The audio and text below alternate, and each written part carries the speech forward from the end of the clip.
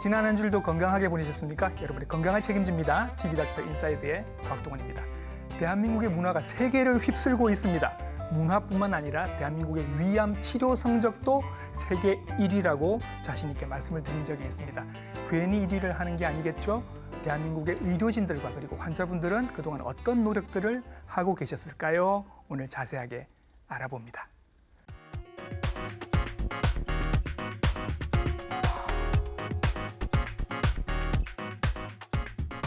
위암 수술을 앞두고 계신 환자분들 그리고 가족분들도 위를 절제하는 건 알고 계시지만 그 이후에 어디와 어디를 연결하는지 또 그 이후에 어떤 일들이 생기는지는 잘 모르고 계시는 경우가 많습니다. 오늘 자세하게 알려드리겠습니다. 오늘의 닥터는 위암을 전문으로 수술하시는 이분이십니다.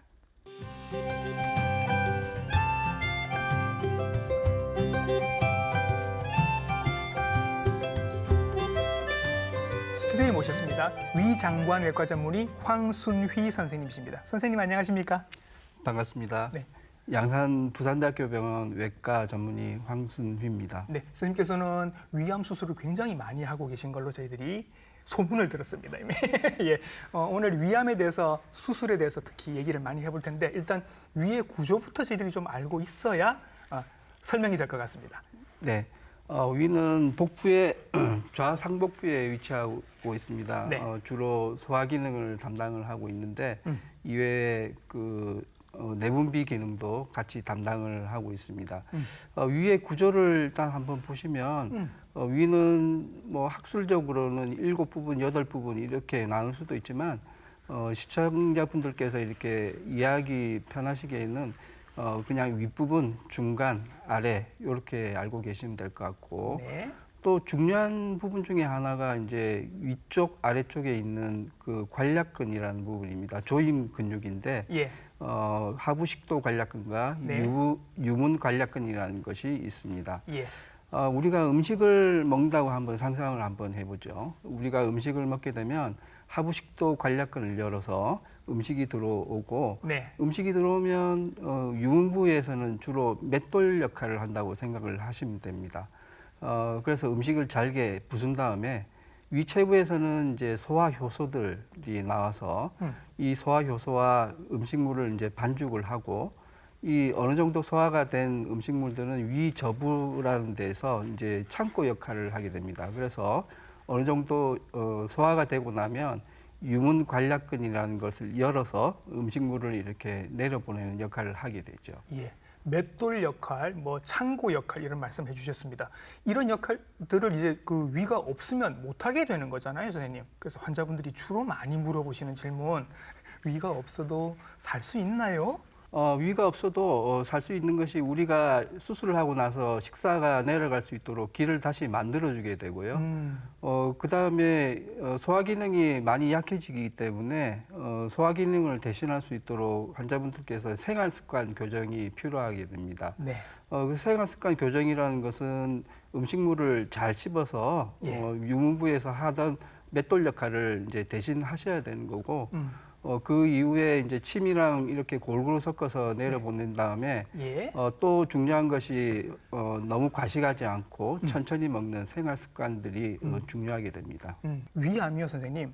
저희는 전 세계적으로 굉장히 많은 줄 알았는데 서양인들은 의외로 위암이 별로 없다면서요. 그림을 한번 보시면 진하게 색칠되어 있는 부위가 위암이 많은 지역입니다. 예. 보시면 지역적으로도 동북아시아 예. 그리고 한국, 일본, 중국. 예, 네. 맞습니다. 예.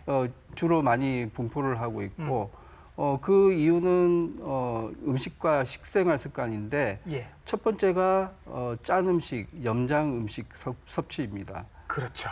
예. 예. 그 일본과 한국은 염장 음식을 즐겨 먹는 습관이 있는데 네. 짠 음식에 많이 함유된 나트륨이 네. 위 점막을 손상시켜서 예. 위염을 유발하고 위험을 높이는 것으로 알려져 있습니다. 짠 음식이 위암하고 관련이 있고 제가 듣기로는 그 뜨거운 차 같은 거는 식도암하고 관련이 있는 걸로 네, 알고 있고 그렇습니다. 그렇죠. 그러니까 요런 음식들 때문에 한국, 중국, 미국, 한국, 중국, 일본 또 네. 세 나라에 특히 위암이 많은 것 같다. 그리고 또 헬리코박터가 이제 발암 물질인 거죠. 예, 맞습니다. 헬리코박터 파일로리라는 균인데 이것은 1994년도에 이미 세계보건기구 WHO에서 위암의 원인균으로 지목을 했습니다. 네. 이 균이 위 점막을 손상시켜서 위염, 위궤양 등을 유발하는 것으로 알려져 있습니다. 네. 생긴 건 이제 저렇게 생겼고 뭐 요구르트 광고에 워낙 자주 나와서 이제 시청자분들도 많이 알고 계실 텐데 혹시 그 내시경 검사를 하시고 헬리코박터 양성으로 나오신 분들은 아마 한 일주일 정도 약을 드셨을 겁니다. 그 드시면 네. 이제 헬리코박터 균이 죽는 걸로 알고 있고 네. 한때 한국인들 절반 이상이 헬리코박터를 가지고 있었다. 네, 맞습니다. 예. 그래서 헬리코박터균에 감염이 됐다고 해서 모든 환자들이 위암에 걸리는 건 아닙니다. 그 네. 중에서도 위험도는 높아지긴 하지만 예. 1% 정도에서 예. 위암으로 발전을 할 수 있다라고 되어 있습니다. 예, 음식들도 이제 뭐 짠 음식 지금 사진들도 나오고 있는데 고기 같은 태운 음식 말씀하시는 건가요? 예, 맞습니다. 태운 고기라든지 예. 뭐 염장 음식, 그다음에 훈제된 음식 뭐 이런 것들이 위암을 주로 일으킨다라고 되어 있습니다. 예, 그리고 의외로 술 말씀하실 줄 알았는데 흡연, 담배가 더 위험하다. 뭐 단골 손님이죠. 모든 암의 흡연과 음주인데 흡연이 특히 헬리코박터 감염과 연관이 깊다라고 되어 그래요. 있습니다. 증상도 궁금해지는데 보통 암들이 증상이 없지 않습니까? 위암도 그렇죠. 네, 그렇습니다. 위암은 뭐 진행이 된 경우에 이제 특별한 증상이 나타나지만 조기 위암인 경우에는 전혀 증상이 없을 수가 있고요. 예, 뭐 증상이 나타나기 시작하게 되면 그때는 좀 진행이 돼 있을 가능성이 있습니다. 뭐 그래도 증상이라고 하면은 뭐 상복부 불쾌감이라든지 네. 팽만감, 통증 등이 있겠고 네, 소화불량이나 뭐 식욕부진 이런 것들이 나타날 수 있는데 특히 요즘 다이어트를 많이 하시지 않습니까? 그렇죠. 다이어트를 하시는 분들은 위내시경을 한번 꼭 해보셔야 되는 게 그래요? 다이어트를 하고 나서 이제 살이 빠지게 되면 네. 이게 그 위암 때문에 빠질 수도 있는데 다이어트 때문에 빠졌다고 생각을 하셔가지고 예. 진단이 늦게 되는 경우도 있을 수가 있습니다. 평소에 증상 없을 때 꾸준히 건강검진을 받아보시는 게 제일 중요하겠다. 네, 그렇습니다. 예, 그렇게 이해를 하셔야 될 것 같고 그러면 내가 위암이 있는지 없는지 확인하는 건 위내시경이 가장 중요한 검사일까요? 예, 맞습니다. 위내시경은 바로 보면서 조직 검사까지 할 수가 있기 때문에 네. 아주 정확한 진단 검사 방법이 되겠고요. 음. 그 이외에 이제 상부 위장관 촬영술이라고 하는 것은 이제 과거에 많이 하던 방법인데 네. 요즘은 잘안 하죠, 잘 요즘은? 안 하고 있습니다. 예. 그리고 이제 위암으로 진단이 된 환자들 중에서는 이제 병기를 설정하기 위해서 우리가 CT라는 검사를 하기도 하고요. 네. 그 외에 MRI, PET 이런 검사들이 보조적인 검사가 되겠습니다. 네, 그렇게 해서 이제 몇 기인지, 뭐 1기인지, 2기인지, 3기인지 이렇게 구별이 되면 이제 선생님께 오셔서 이제 어떤 수술을 받게 될지 아마 결정을 하실 것 같은데 수술만 하는 게 아니라 위암은 여러 가지 또 치료 방법들이 있습니다. 예, 일단 위암으로 진단이 되고 난 다음에는 여러 가지 치료 방법이 있는데 네. 반드시 전문의와 상의를 하셔야 되겠습니다. 예. 먼저 수술입니다. 수술은 가장 고전적인 치료 방법이고요. 확실하게 그 치료를 기대할 수 있는 방법이라고 할 수 있겠습니다. 예, 위암의 가장 기본적인 치료는 수술이 네, 되겠죠. 네. 맞습니다. 그 위에 내시경 치료라는 것도 있는데 내시경 치료는 주로 이제 뭐 암의 크기가 작다든지 네. 암이 순환암이라든지 조기에 발견이 됐을 때. 이런 경우에 이제 특수한 경우에 치료를 할 수가 있겠고 네. 그 이외에 이제 항암요법이라든지 이런 것들은 이제 수술 전후로 해서 시행하는 방법이고 수술이 어렵거나 암이 진행이 많이 된 경우에 주로 하는 방법이 되겠습니다. 예. 자, 오늘 선생님은 이제 수술을 전문으로 하시는 분이시니까 수술은 그럼 이제 어떤 수술들을 하시게 되나요? 수술은 일단 크게 접근 방법과 그다음에 절제 범위에 따라서 이렇게 분류를 할 수가 있겠습니다. 접근 방법은 이제 고전적으로 하던 이제 개복 수술이 있고요. 배를 이제 열고 딱 하는. 예, 그렇죠? 배를 절개를 해서 직접 수술하는 전통적인 방식이고 예. 최근에 복강경 수술이라는 것이 있습니다. 복강경 수술은 작은 그 상처를 통해서 내시경 수술 기구를 넣어서 네. 시행을 하는 방법이고요. 예. 로봇 수술이라는 것도 복강경 수술과 유사한데 네. 로봇 시스템이라는 것을 이용을 하는 방법입니다. 예. 그런 방법들이 있고 그리고 또 어디까지 절제하느냐, 절제 범위에 따라서도 또 종류가 달라집니다. 네, 절제 범위에 따라서는 부분 위 절제술과 네. 위전 절제술이 있습니다. 예. 부분은 말 그대로 이제 위에 부분만 절제를 하게 되는데 약 한 3분의 2 가량을 절제를 하는 수술이고, 네. 전 절제술은 위를 전체를 다 절제하는 수술입니다. 근데 이 절제 범위나 이런 것들은 주로 암의 크기나 위치에 따라서 달라지는 것이지, 그렇죠. 이 암이 심하다고 해서 다 절제를 하고 심하지 않다고 해서 부분만 절제하고 그런 건 아닙니다. 네. 개복 수술은 보니까 이제 사진을 보면 옛날에 연세 있으신 분들 보면 이렇게 배에 이렇게 자국이 좀 있으신 분들이 계십니다. 옛날에 이제 한참 크게 열고 수술을 하실 때 이야기인데 요즘은 저 수술은 잘 하시지는 않죠. 요즘은 거의 대부분 수술이 복강경 수술과 복강경. 로봇 수술로 진행이 되고 있습니다. 그렇게 예. 하는 이유는 대충 아시겠죠. 이렇게 크게 열어서 수술하면은 한 것보다 예. 복강경이나 로봇 수술을 하게 되면은 통증도 좀 적을 것이고 네. 회복도 좀 빠를 것이고 예. 그리고 또 크게 중요한 건 아닐 수도 있지만 크게 연 것보다 보기에도 좀 나을 수도 있겠죠. 그럼에도 불구하고 개복 수술을 해야 하는 경우도 있지 않습니까? 예, 그렇습니다. 암의 완전한 절제가 이루어지지 않겠다라고 생각이 되는 경우는 또는 그 환자의 상태가 개복 수술밖에 안 되는 경우도 있습니다. 그래요. 그런 경우는 개복 수술을 할 수밖에 없습니다. 예, 예. 대부분의 환자분들이 아마 복강경으로 수술을 받으셨을 텐데 수술을 받으실 때 본인이 스스로 상태를 보실 수가 없기 때문에 이거 어떻게 하는지 잘 모르셨을 거예요. 그죠? 그래서 그림으로 저희들이 설명을 좀 드리겠습니다. 왼쪽이 이제 개복 수술이 되겠고 오른쪽이 이제 복강경 수술이 되겠는데 그림을 좀 자세하게 보시면 구멍이 4-5개 정도 예. 있고 예. 이제 수술하는 사람은 오른쪽에서 주로 수술을 하게 되고요. 예. 왼쪽에 있는 사람은 수술을 보조해 주는 사람입니다. 그리고 예. 뒤쪽에 있는 사람은 간호사가 되겠고요. 수술 전문 간호사가 될 거고요. 예. 그래서 지금 그 집도하고 계신 두 분이 환자의 배를 보고 계신 게 아니라 맞은편에 있는 화면을 보고 있습니다. 예, 맞습니다. 그렇죠. 예, 예. 화면을 보면서 이제 수술을 하기 때문에 예. 화면은 또 확대가 가능하고 더 예. 정밀하게 볼 수도 있습니다. 그래서 저런 수술을 많이 하게 되고 또 요즘은 이제 그것을 넘어서는 로봇 수술이라는 것도 있습니다. 예, 이제 다음 그림을 보시면 되겠는데요. 네. 예, 이 그림에서 보시면 예. 그 수술 때는 환자가 누워 있고 예. 그 옆에는 이제 수술을 보조해주는 사람이 되겠습니다. 예. 그리고 오른쪽에 앉아서 이렇게 뭔가를 조정하고 있는 사람은 이 외과 의사가 로봇을 조정을 하고 선생님이 있는 저 겁니다. 뒤쪽에 지금 앉아 계시는 거예요. 그죠? 네, 맞습니다. 그 복강경이 들어갈 자리에 로봇 팔들이 들어가 있습니다. 네, 그리고 그 로봇 팔들을 선생님이 한참 뒤에 이렇게 앉아서 로봇 태권브이 조정하듯이 이렇게 조정을 하고 계시는 겁니다. 네. 그러니까 로봇 수술하면 어떤 분들은 로봇이 지가 알아서 막 하는 줄 아는데 그게 아니라 선생님이 이렇게 뒤에서 로봇을 조정을 하고 계시는 거다. 그렇습니다. 그러면 이제 저희가 궁금해지는 건 그거죠. 저 화면 안에는 어떤 모습이 담겨 있을까? 뭘 보고 지금 수술하시는 건지가 궁금해져서 같이 한번 화면을 보시죠.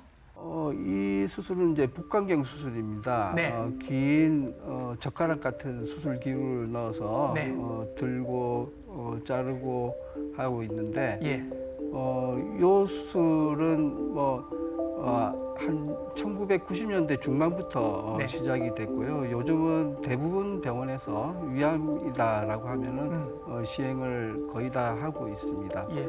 이렇게 해서 환자의 회복도 빠르고 종양학적으로도 만족할 만한 결과를 얻고 있습니다. 한 부분 저렇게 다 박리를 해서 저 박리가 다 끝나면 이제 위가 떨어져 나오는 건 거죠. 확대해서 지금 굉장히 크게 보이는 거고 저렇게 확대해서 수술을 하니까 수술도 더 정확하고 세밀하게 하실 수 있는 거고. 네. 복강경으로 이제 수술하실 때 선생님들이 보시는 화면은 지금 저 화면과 같은 화면이 되는 겁니다. 자, 이제 복강경 수술 보셨고요. 로봇 수술은 그럼 화면이 어떨까? 같이 한번 또 보실까요? 자세히 보시면 이 로봇 팔에는 이제 관절이 달려 있습니다. 네. 관절이 달려 있다는 이야기는 자유자재로 사람 손과 같이 움직일 수 있다는 이야기가 되겠죠. 예, 좀 꺾이는 게 보이네요. 손목이 예. 꺾이는 게. 네, 맞습니다. 그리고 손떨림도 사실은 없어서 네, 외과 의사의 손떨림까지 보정을 해주는 기능이 있습니다. 그래요. 그러면 더 정확하게 할 수 있겠네요. 실수도 줄이고. 네, 맞습니다. 예.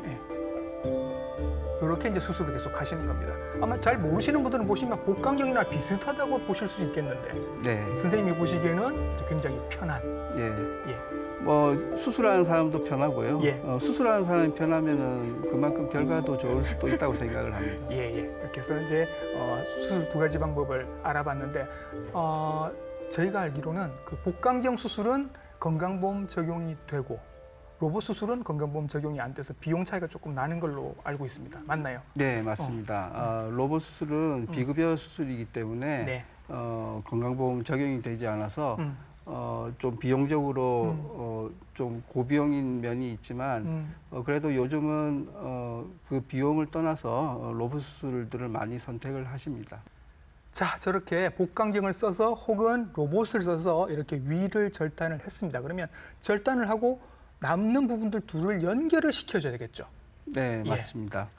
요 모형을 보시면 위 아전 절제술은 위 아래쪽 한 3분의 2 가량을 이제 절제를 하게 됩니다. 예. 그러고 나면 이제 식사할 수 있도록 이제 다시 길을 만들어야 되는데 두 가지 방법이 있습니다. 하나는 이제 남아 있는 12지장과 네. 위를 연결시켜주는 방법이 되겠고, 예. 또 하나는 밑에 있는 소장을 끌어올려서 네. 남아 있는 위와 연결을 시켜주는 방법이 되겠습니다. 예.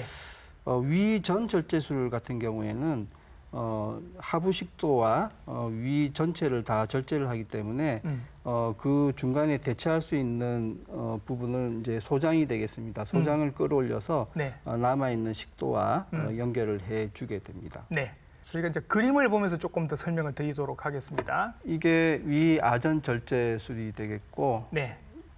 위쪽이 위 전 절제술이 되겠습니다. 예. 절제술을 이와 하고 난 같이 식도와 공장이 연결이 돼 있고, 네. 아래쪽은 위아전 절제술인 경우에는 위와 12지장, 위와 공장이 이렇게 연결이 되겠습니다. 예, 저렇게 이제 위가 없는 상태에서 식도와 장이 저렇게 연결이 이제 되는 것 같습니다. 수술 받고 나면 환자분들이 가장 궁금해하시는 게 이제 이겁니다. 뭐 먹어요? 어떻게 먹어요? 정말 중요하죠. 네, 위를 절제하면 소화 과정에 변화가 생기게 되고 네. 이에 맞춰서 식생활 변화가 반드시 필요합니다. 예, 위 절제 수술 후에 이제 위장 기능이 약해진 상태이기 때문에 네, 소장이 위 역할까지 대신을 해야 되는데 그래서 예. 식사요법을 매우 엄격하게 지켜 나가야 됩니다. 네, 그래서 저는 환자분들한테 세 가지 원칙을 이야기를 하는데요. 세 가지 원칙. 예. 아무래도 위가 없어지다 보니 적게, 자주, 천천히 드시라. 적게, 자주, 천천히 먹는 게 중요하다. 예, 그래서 보통 우리가 건강한 사람들은 하루에 3끼를 드시게 되죠. 네. 그 3끼를 한 5번 나눠서 드시는. 나누어서. 맞습니다. 그렇게 하고 그렇게 하면은 이제 적게 자주 드시게 되겠죠. 네, 거기에다가 중요한 것이 천천히 먹기. 예, 저 같은 경우는 환자분들한테 30번씩 씹으라고 이야기를 하거든요. 입에서 사라질 때까지. 예, 그렇게 하는 게 중요하고 식사 시간도 보통 저 같은 경우는 그 30분짜리 모래시계를 하나 앞에 두고 식사를 하시라 그렇게 이야기를 합니다. 예. 그만큼 적게 자주 천천히 드시는 것이 중요합니다. 예. 음식의 종류는 선생님 어때요? 예, 음식은 수술 초기에는 아무래도 소화가 덜 되는 음식이라든지 섬유소가 많이 함유되는 음식 등은 좀 피하시는 게 좋은데요. 섬유소가 많다면 채소 같은 건 좀 피하시는 게 좋나요? 예, 맞습니다. 이거는 위장 기능에 좀 부담을 줄 수 있기 때문에 수술 초기에는 좀 삼가하시는 게 좋겠고 예.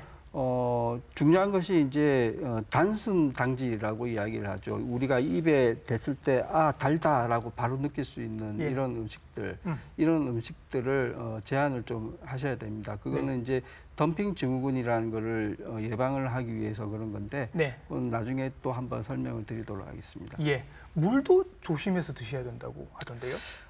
아무래도 우리가 이제 물이 이제 음식을 빨리 씻겨 내려가게 하기 때문에 음식이 빨리 내려가면서 생기는 설사라든지 복통이라든지 뭐 두근거림 이런 증상들이 나타날 수 있어서 예. 좀 이상하기는 한데 예. 식사를 할 때 국이나 물에 말아서 드시는 것은 별로 좋지는 않습니다. 예. 저 같은 경우는 주로 마른 밥을 드시라고 이야기를 하고요. 마른 밥. 예, 식사 도중에 뭐 좀 답답하다라고 느끼신다면 물만 조금 섭취해서 음식을 적시는 정도로 예. 드시는 것도 괜찮습니다.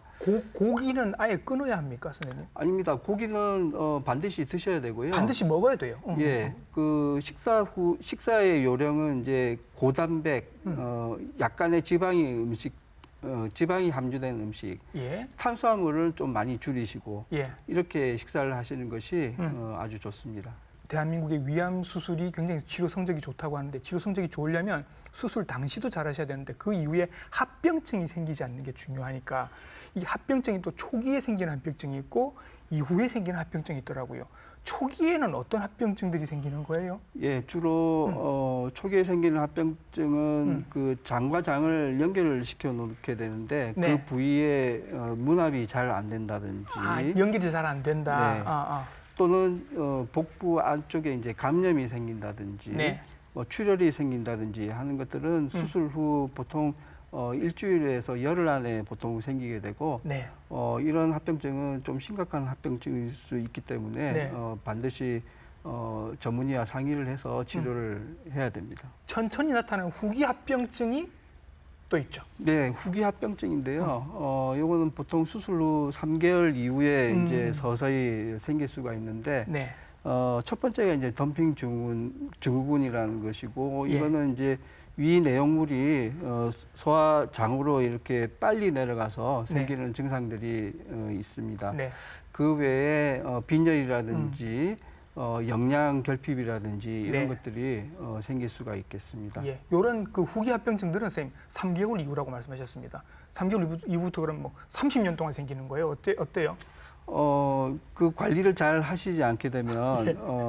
뭐 빈혈 같은 경우에 위전절제술을 했던 환자들은 비타민 B12 결핍이 와서 비타민 B12 결핍이 오는 빈혈은 주로 신경계 쪽에 문제가 생길 수가 있기 때문에 또 신경계에 문제가 생기게 되면 이거는 다시 되돌릴 수가 없어서 병원을 꾸준하게 다니시는 게 중요합니다. 예, 예. 그 후기 합병증 중에 덤핑 신드롬이라는 걸 말씀하셨는데 이게 굉장히 중요하고 거의 모든 환자분들이 이걸 다 겪으신다고 해서 자세히 좀 설명을 드리겠습니다. 덤핑이라는 게 덤프가 그거죠, 선생님. 덤프트럭 이렇게 모래 싣고 가서 공사장에서 확 이렇게 쏟아내잖아요. 네. 음식이 그렇게 쏟아진다라는 의미인가 봐요. 네, 맞습니다. 예, 예. 요 모형을 보시면 네. 우리가 위아전 절제술인 경우에 네. 위를 이렇게 절제를 하고 나면 네. 이 유문 관략근이라는 것이 반드시 없어지게 됩니다. 예. 그러면 음식물이 이렇게 원래는 천천히 이렇게 내려가게 하는 기능이 없어지기 때문에 음식물이 이렇게 빨리 내려가게 되죠. 네. 근데 음식물 중에서는 보면은 우리가 먹는 뭐 간장, 고추장, 된장 이런 음식들은 굉장히 삼투압이 높거든요. 네, 네. 삼투압이 높은 음식들이 장으로 빨리 내려가게 되면은 네. 복통이 생긴다든지 설사가 난다든지 이런 증상들이 생길 수가 있고요. 예. 요거를 식사하고 나서 바로 생긴다고 해서 이제 조기 덤핑 증후군이라고 이야기를 하게 됩니다. 예. 그리고 우리가 먹는 음식들에는 이제 탄수화물이 있을 수밖에 없는데 이 탄수화물이 빨리 장으로 내려가게 되면은 이제 예. 우리 몸에서는 고혈당이라는 게 생기게 되죠. 예. 고혈당이 생기면은 우리 몸에서는 췌장에서는 인슐린이 그렇습니다. 나오죠. 네. 인슐린이 사실은 이게 그렇게 높은 혈당을 유발할 상황이 아닌데 네. 거짓 정보를 받아서 예. 인슐린을 너무 많이 갑자기, 나와서. 분비를 하게 되면 예. 나중에 오히려 저혈당에 아이고. 빠지게 됩니다. 예, 예. 이런 것들을 이제 후기 덤핑 증후군이라고 이야기를 하게 되죠. 음. 그리고 이제 위전절제술 같은 경우에는 그 하부식도 관략근이라는 게 이제 없어지기 때문에 예. 역류 증상이라든지 뭐 이런 것들이 역류 증상은 주로 가슴앓이 증상으로 나타나게 되는데 예. 이런 증상들이 나타날 수가 있겠습니다. 그러니까 이 지금 말씀하시는 걸 다 종합을 해보면 위가 음식을 저장했다가 천천히 내려보내는 기능이 있었는데 그 위가 그 기능을 이제 못하다 보니 한꺼번에 음식이 우르르 내려가서 생기는 증상들입니다. 네, 맞습니다. 예, 예. 그래서 앞서 말씀드린 대로 적게 자주 드시고 그게 그것 때문에. 네, 예, 맞습니다. 예, 예. 천천히 드셔야 되고요. 그다음에 탄수화물은 좀 줄이고 단백질이나 지방은 조금 함유된 것을 이렇게 드시라고 하는 이유가 되겠습니다. 예. 그리고 또 그 다음에 또 음식 종류들도 더 조심하셔야 되는 게 있나요? 예, 음식 종류 중에서는 이제 뭐 감 좋아하시는 분들은 꽃감이나 단감. 여기는 이제 탄닌이라는 성분이 들어있어서 예. 이제 위 기능이 약해져 있는 분들한테서는 이제 위석이라는 거를 만들 수가 있습니다. 그래서 이런 것들은 좀 삼가해 주셔야 되고 예. 섬유소가 많은 음식, 뭐 고구마 같은 것도 예. 사실은 이게 보면은 섬유질이 많지 않습니까? 네, 네. 이런 음식들도 사실은 좀 조심해서 드셔야 되는 음식들이 되겠습니다. 예. 수술 후에 덤핑 신드롬은 거의 모든 환자분들이 다 겪으신다고 해서 이게 그러면 시간이 지나면서 조금씩 좋아지나요? 예, 이제 환자분들께서는 이제 시간이 지나면서 이제 적응을 하게 되니까 좋아지긴 하는데 네. 빨리 그렇게 좋아지지는 않고 네. 보통 경험적으로는 한 1년 정도 지나서부터는 식사도 잘 하시고 예, 예. 이제 먹는 양도 많이 늘었다. 예. 하루에 4-5끼 먹던 게 이제 서너 끼로 줄었다. 그렇게 네. 이야기하시는 분들이 많습니다. 점점 적응을 하시네요. 네, 맞습니다. 예. 후기 합병증들 이렇게 잘 조절이 돼야 여기 이제 성공률도 높아지는 거니까 수술하고 난 다음에 얼마나 자주 또 선생님을 뵙고 이렇게 조심해야 되나요? 재발을 걱정이 되니까. 예, 일단 뭐 병원에 꾸준하게 잘 다니시는 게 중요하다고 할 수가 있는데 뭐 검진 받는 기간은 병원마다 좀 차이는 있습니다. 예. 보통은 6개월에서 1년 단위로 예. 이렇게 검진을 받게 되고요. 뭐 수술을 하고 나서 이렇게 항암 치료를 받으셔야 되는 분들도 있습니다. 그런 항암 치료 기간도 한 6개월에서 뭐 길게는 한 1년 정도, 1년 정도? 되겠습니다. 네. 그러면서 이제 위가 이미 없지만 남아있는 위가 있을 수도 있고 그다음에 위암 세포가 다른 데로 또 갈 수도 있고 이러니까 이제 몇 개월 단위로 이렇게 계속 선생님께서 추적 관찰을 하실 거잖아요. 네.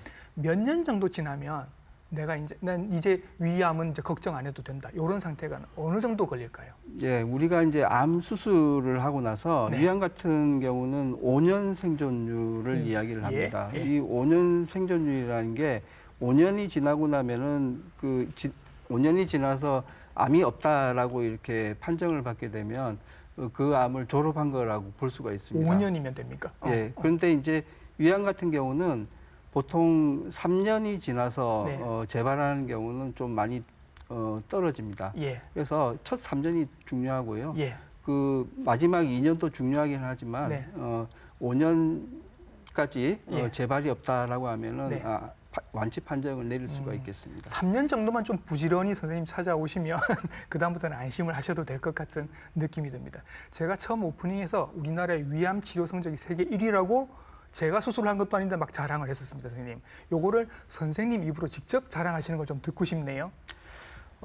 맞습니다. 우리나라의 위암 수술 성적은 세계 최고라고 할 수가 있는데요. 그렇죠. 네. 5년 평균 생존율이 70%가 넘는 걸로 되어 있습니다. 이야, 네. 이 수치는 뭐 서양 쪽과 비교를 했을 때 아주 월등한 수치라고 할 수가 있고요.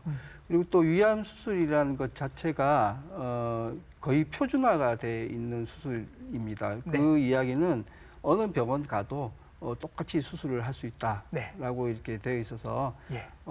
위암 수술을 받으시는 분들은 뭐 어느 병원 가셔도 안전하게 치료를 받을 수 있다고 생각을 합니다. 아유, 다행입니다. 자, 선생님 말씀을 쭉 듣고 나니 조금 안심이 되는 게 있는데요. 특히 또 한중일에만 많다는 이 위암 생활 습관 속에서 우리가 좀 예방할 수 있는 방법이 뭐가 있을까요? 예, 맞습니다. 위암은 주로 잘못된 식습관이 큰 원인 중에 하나입니다. 그래서 이런 습관을 교정하는 것이 아주 중요하게 되겠는데요. 첫 번째는 맵고 짠 음식, 자극적인 음식을 줄이셔야 되겠고, 두 번째는 이제 탄 음식 이런 것들을 조심하셔야 되겠습니다. 그리고 신선한 채소와 과일을 충분하게 섭취를 해주셔야 되고요. 무엇보다 중요한 것은 이제 정기적인 건강 검진이 되겠습니다. 네. 우리 조기 위암인 경우 5년 생존율은 거의 100%에 육박을 하고 있습니다. 네. 그래서 조기 검진만이 위암을 예방을 하고 완치를 시킬 수 있는 네. 유일한 방법이라고 생각을 하시면 되겠습니다. 네, 오늘 나오셔서 위암에 대해서 깔끔하게 정리를 해주셔서 제 속도 좀 편해진 것 같은 느낌이 듭니다. 위장관외과 전문의 황순휘 선생님이셨습니다. 선생님 수고 많으셨습니다. 수고하셨습니다. 위 내시경 검진 자주 받으셔야 된다는 것, 그리고 덤핑 신드롬이 뭔지만 오늘 이해를 하시면 오늘 시간은 충분히 보람 있었을 것 같습니다. TV닥터 인사이드 다음 주도 좋은 정보로 인사드리겠습니다. 감사합니다.